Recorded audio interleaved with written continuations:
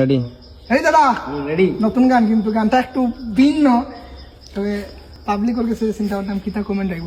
তবে কইমো কথাগুলা সত্যি, জানি না খার ভাড়া লাগবো খার বাদ লাগবো, তবে গানটা আমি গাইমো, মুখো কেউ দূরে রাখতে পারতো না। ওকে দাদা?